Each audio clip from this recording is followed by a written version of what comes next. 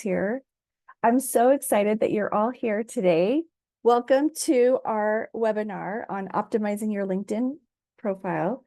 I do like to watch the meeting chat, so feel free to put stuff in the chat as we go through this. I do like to present in this format so that I can watch the chat. So I kind of have my slides off to the side. You'll see I probably have about 20 or 30 minutes of content, and then you are welcome to ask questions. You can hop off if you need to, and I can stay and answer questions for folks, but I'm really glad you're here. This is just my title slide. So I am a professional executive coach and a leadership trainer. I've spent most of my career doing corporate HR for Procter & Gamble and Western Governors University. I've done a lot of work with C-suite executives and lived in multiple countries, and had an expat assignment in Singapore, and I was the head of an HR manufacturing plant, a manufacturing plant in Iowa. So I've had a really nice HR career, and now I do full-time coaching. I spent a lot of time doing career coaching, working with clients who have been laid off, or just working with clients who are looking to upskill their current position. Maybe they're feeling burned out and they're ready for a new role. So I've done a lot of resumes, LinkedIn profiles, and I felt like this is something I could kind of give back to folks because it's kind of easy for me. And if you haven't been in this business of updating your LinkedIn profile or trying to stay current, it can kind of feel overwhelming. So hopefully this presentation will kind of help you all feel a little bit more confident in what you can do with LinkedIn. I don't know if this is important to folks, but I'm going to share this anyway. I don't work for LinkedIn. This is not trying to get you to purchase any services. This is just me sharing my thoughts as a career coach. So that's the one disclaimer I want to put out there. So today, what I want to cover with you is, the importance of updating your LinkedIn profile. What are some of those key components and how can you update those? And then some of my best tips for how to be active on LinkedIn and how to engage in LinkedIn in a way that helps you get noticed, but isn't overly burdensome to you. And then, like I said, we'll have time for Q&A. So in case you're wondering why you need a current LinkedIn profile, one of the myths is that LinkedIn is just for job searching. And a lot of my career coach clients actually come from LinkedIn services. So it is a way that you can also get business as well as find jobs or find candidates as you're hiring. But I think that LinkedIn is growing and becoming more and more important. People also will look you up on LinkedIn to verify who you are and get a sense of who you are. So I think that's something that you have to assume when you apply for a position, that they will look at your LinkedIn profile. Here's a little bit more information on that. LinkedIn has over 1 billion people globally that are on the platform. So it is becoming more and more important to be current. 97% of HR folks use LinkedIn for recruiting. Recruiters can have a recruiting profile. They pay extra for that, but most HR folks are using LinkedIn to source their candidates now.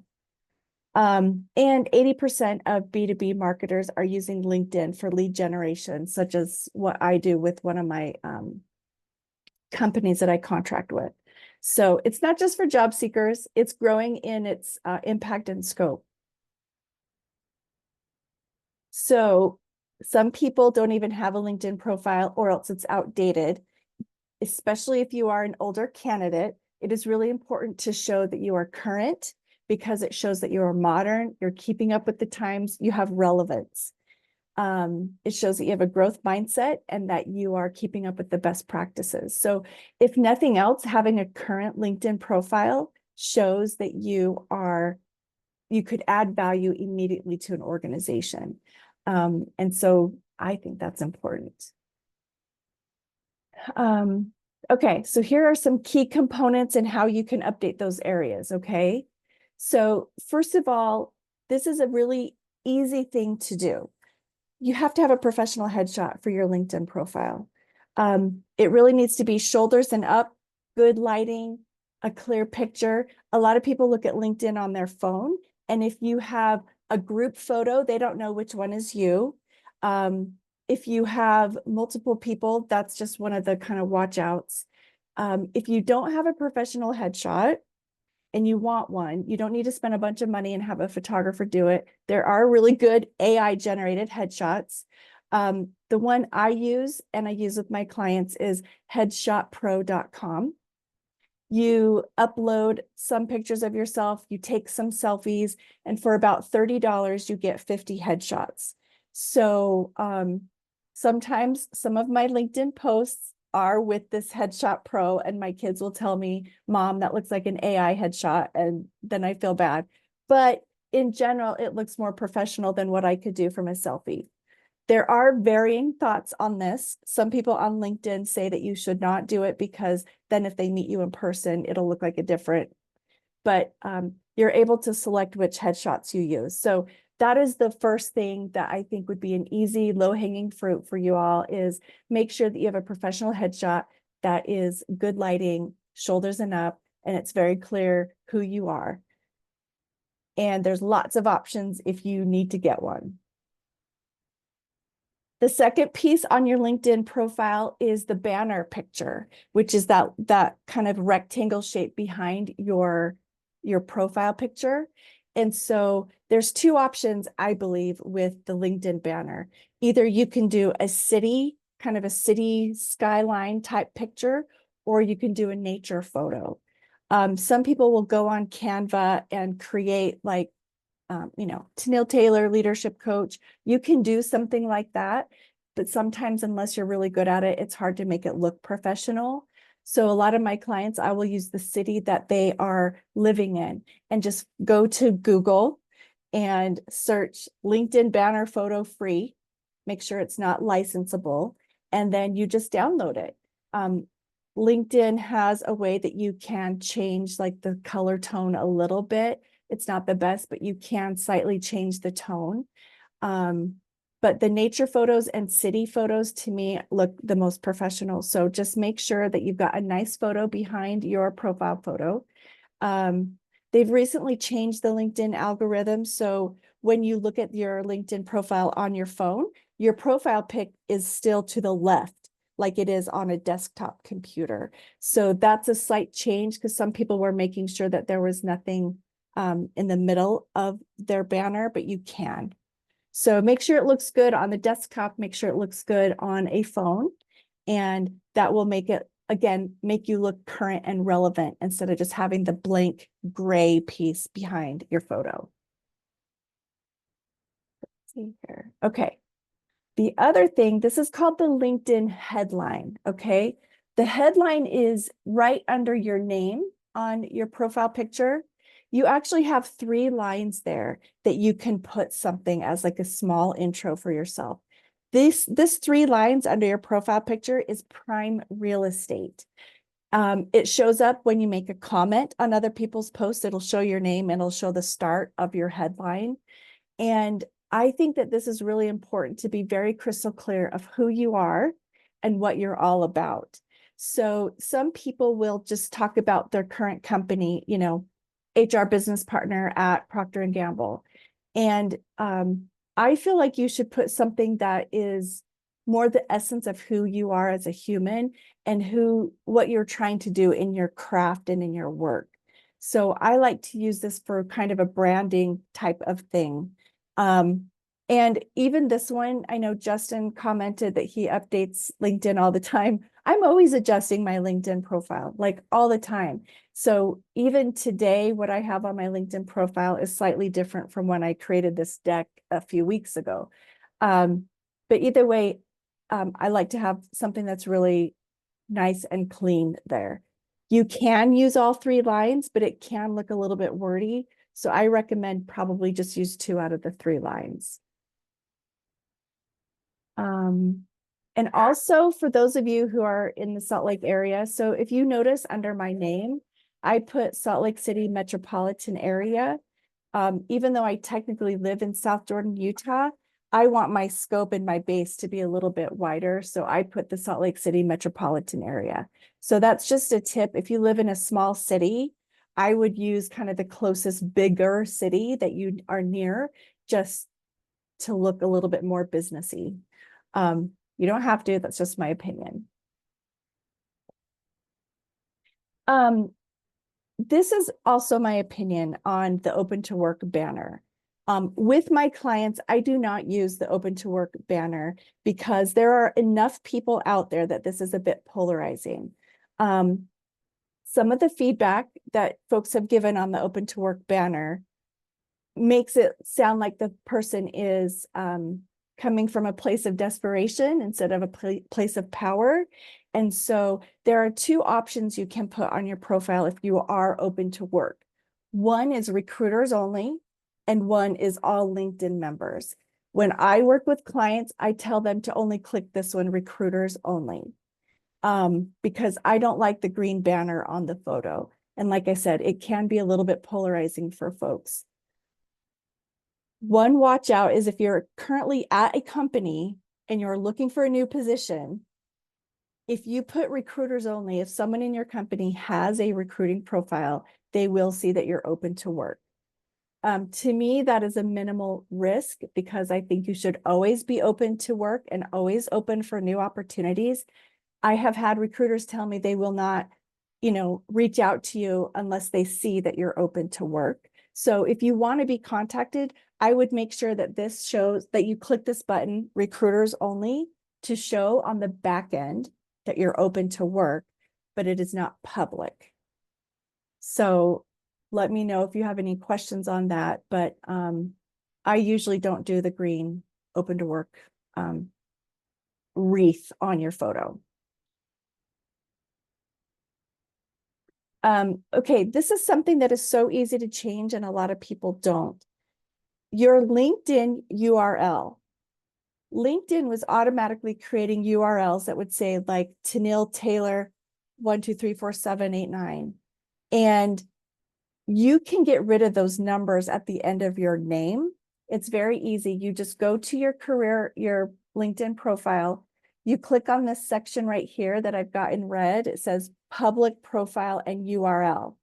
You click that pencil by your name and you can get rid of any unnecessary numbers after your name. So it's really easy. And then when you put it on your resume, I don't recommend putting any hyperlinks on your resume because you don't know what format someone's going to get your resume. So I recommend putting linkedin.com/in/Tenille-Taylor at the top of your resume. That way someone can look me up on LinkedIn and they're going to get to the right account. And I don't want to have it to be longer than it needs to be. So go up there, click the pencil, get rid of the little letters and numbers after your name, and make sure that your URL is a clean, just a short name for you. Super easy thing to do, but people, I think, don't realize that it's so easy to do. Okay, this one is pretty basic. A lot of us have multiple email addresses. When you are job seeking, some of my clients will start an email address just for job searching and put that on their LinkedIn profile. The one thing the best email address is first name, last name of some sort, because that way they can find you and your resume should be saved as first name, last name, resume. And your email address, in theory, should have your first and last name just for professional reasons. You don't want to have an email address that says, Hot Mama 21 or Bear Guzzler 42. You want to have a professional email address, and it's so easy to create a new email address. So if you're job searching, you might want to consider creating an email address just for job searching and just for resumes. That way it's also easier to catch if a recruiter reaches out to you and it doesn't get lost in the shuffle. So that's just another kind of idea to make you more relevant and professional as you're going through the process and updating. Justin liked that Beer Guzzler email address. Well, Justin, you can try that for you if you want. Okay, how to be active on LinkedIn. It doesn't take a lot to be active on LinkedIn, but some people think I need to create a post and I need to have a fancy picture and I need to do all this stuff. You don't. You really don't. So here's my tips for engaging with the LinkedIn platform. You don't have to create a post to be active and engage. All you need to do is like or comment on a post. And something that I've recently learned about the algorithm of LinkedIn is that if you repost someone else's link, you will actually get better visibility if you repost with comments. So even just something like, hey, great read, or I really enjoyed this article. So if you repost with comments, it helps with the algorithm. If you like or comment, all of their connections on LinkedIn will see that, Sarah liked a post, and that'll come up in their feed. So it just gives you visibility. That's pretty easy to do. One watch out. If you haven't been very active on LinkedIn and all of a sudden you're active on LinkedIn, some people will think that that's a signal you're looking for a job. So the best bet is to be active every week and have that be part of your persona and kind of who you are. The bad news is, because I've worked with so many people who've been laid off, they haven't created connections outside of their own company. But what happens is, if you suddenly get laid off and then you need to start reaching out to your contacts again, it's better to just nurture those relationships all along the way instead of starting to get active and reaching out just when you need something. So I think that it's something that you should consider doing on a regular basis, just again, to be current and to be open to opportunities. Okay, here's some other tips. I call this don't date yourself. This is another thing to me that I think is really easy to do, is remove dates from your LinkedIn profile. Any college graduation, you don't need to have dates included on that. So you can remove the dates from college. Anything that was more than 15 years ago. So anything, I would remove anything that was more than 15 years ago, the dates from your profile. The other, I'm going to skip that one, additional work experience for now, but the other watch out is a lot of people want to establish that they have many years of experience, but they can also date themselves when they state that.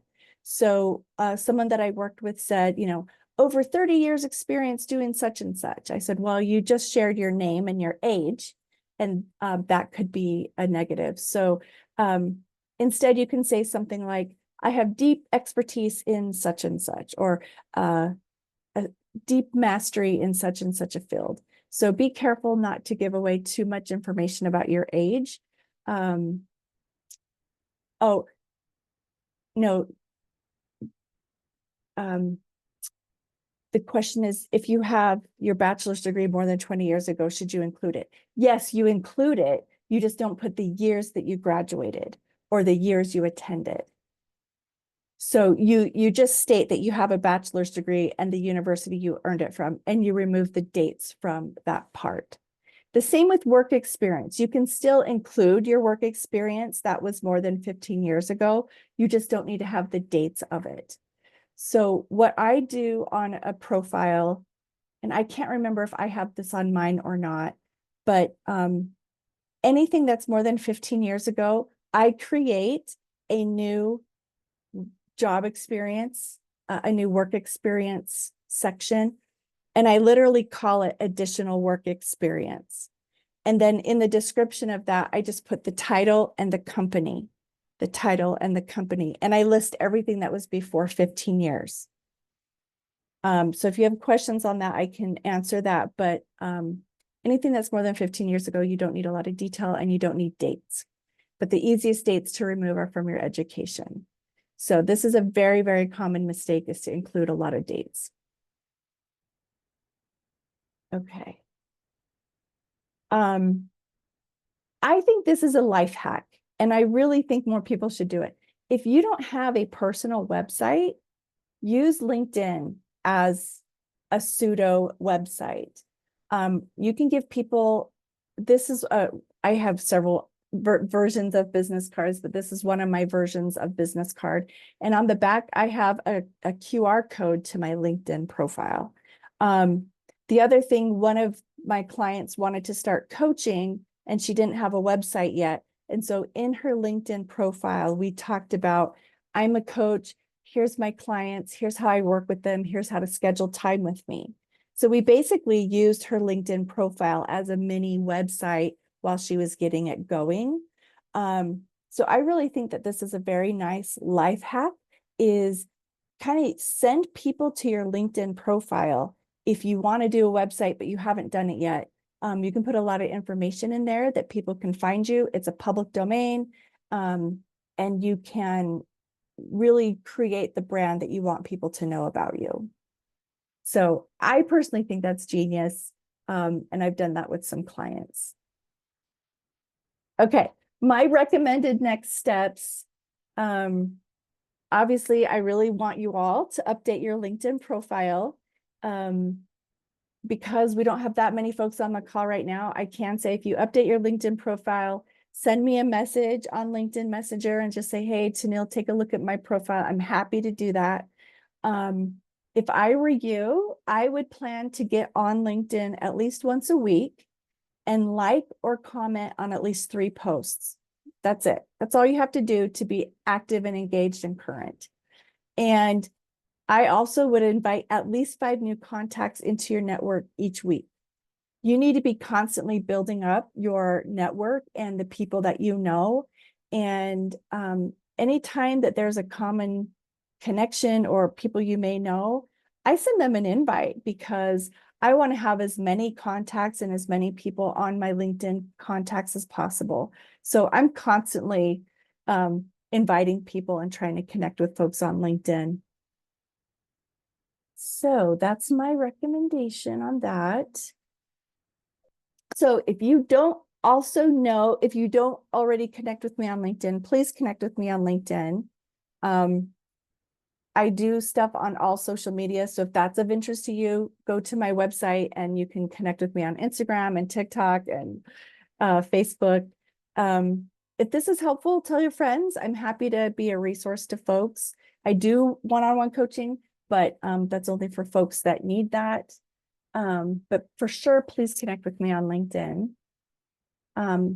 Questions. Okay, and we already have a question. So for those of you who are just joining and don't have any questions, you are free to stay or you can go. If you have questions, you can either come off mute and ask me or just put it in the chat. Justin's already put a question here, so I'm going to look at that really quickly. Multiple role, let's see, like to know thoughts. My first 4 roles were less than a year each. Some were my choice, others were layoffs. Okay.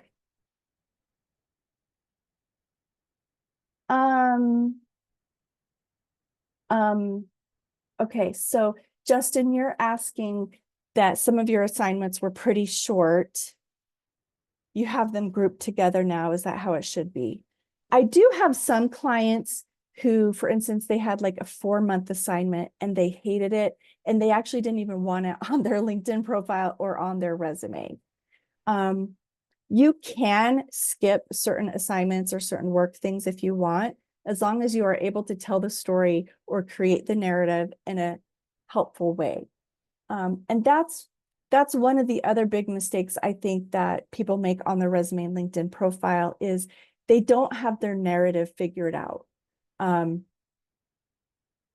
So I believe any experience can be spun in a way that makes it all sound logical and good. So less than a year each. Yeah, so is it okay if I come off mute for just Absolutely, yeah. Tell me. Thanks for doing this too. Yeah, so 2 of those 4 roles were position eliminations, and the other 2 I left. And I mean, earlier on when I was interviewing, shortly after those positions, I got a lot of questions of why were you there, so short? Why why haven't you stayed at a role for long?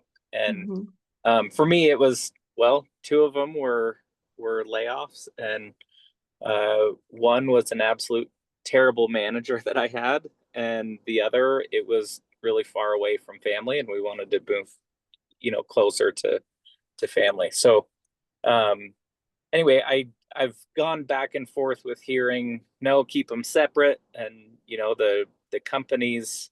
I mean, started out at Amazon, and so having the company name, uh, I've heard is good, but also um, having those multiple roles, I don't know, have really helped me. And so Yeah. just wanting to know your feedback on grouping those together, just saying operations, um, more manufacturing type environments, and here's those groups that I supported. That's kind of how I have it laid Mhm. out now. But I could go in and switch it 20 minutes from now too. So Right. And how long ago was this kind of clump of um jobs? about 10 years ago. So it was 2016 through 2020, 2019. Yeah. And so the key part of this is your work was the same. It was just kind of under a few different organizations, and it Yeah. was 10 years ago. Hmm. So I think it's fine to keep those grouped together.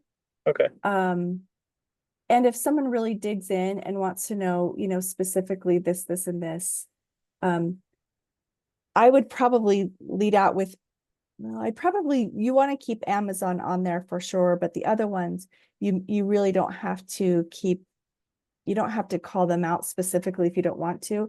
And Hmm. Justin, I can look at your profile and see how it looks and see if I have any recommendations of how I would change that, but it's okay to kind of group those together. Okay. The same thing, well, and again, it's your narrative around that. Um, it's very easy to explain. There were some layoffs. That's like happens all the time nowadays. Sure. Yeah. And leaving an organization because it wasn't aligned with um, your values or what you were looking for. That's also very easy to explain. So I think the biggest thing for you, especially because you might feel this is a vulnerable part of your profile, make sure you have a very clear narrative of how you explain that. Um, and that's Okay. half the battle. That's Yeah. half the battle is just feeling good about how you explain it to people. So Okay. but I will look at your profile and see how it looks. Thank you. Yeah, good question. Greg is asking, where can we get this recording for a friend? I will put the recording on my website that people can listen to later.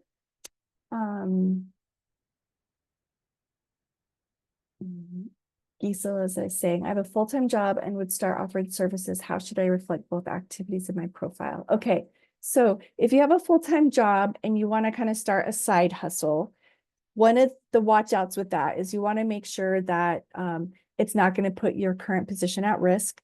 Um, you may have to disclose to your manager, like, hey, I'm doing this on the side. It's not a conflict of interest. I'm going to not use company time. So just make sure you got all those HR things. And since you're in HR, I know you know what to do with that. You can have multiple jobs on your LinkedIn profile. Like right now, if you look at my LinkedIn profile, it probably shows 3 active positions. And that's because I'm a 1099 employee at 2 places, and then I'm self-employed on 1. So I have 3 current roles that show active on my profile. So you can add it as work experience on your profile. The other thing is if you have 3 current roles on LinkedIn, you can change the order of which one shows up first and which one shows up in your profile banner section. So you can customize all of those things on your profile so it shows what you want it to show. You can tell it to include your current company or not include your company. So I would add it as your work experience, as a current work experience that you're a consultant doing something else. At the same time, you're a full-time employee. That's totally fine. And then just decide how you want it to show up on your profile. And if you want, send me a message and I can take a look at it and see. But I think you have to decide what brand do I want to put forward? What do I want people to notice about what I'm doing? And then I would certainly make sure that your LinkedIn about section has pieces about the side hustle or the extra work that you're doing, so that people can understand what does that look like? I hope that answered the question. Okay. Any other questions? Anything else? The chat is kind of quiet now. I don't hear anyone coming off. So we will go ahead and close out for now. Thank you everyone so much for spending some time with me this morning. I will put this recording on the Samantha, you're so sweet. I will put this recording on my website. Maybe I'll do a post on LinkedIn for people to watch the recording. But hopefully that was helpful. This is kind of the stuff I do all day long, every day. And I thought it might be easy. There's just so many little things that you can do to update your LinkedIn profile. So hopefully you take this to heart and just update your profile.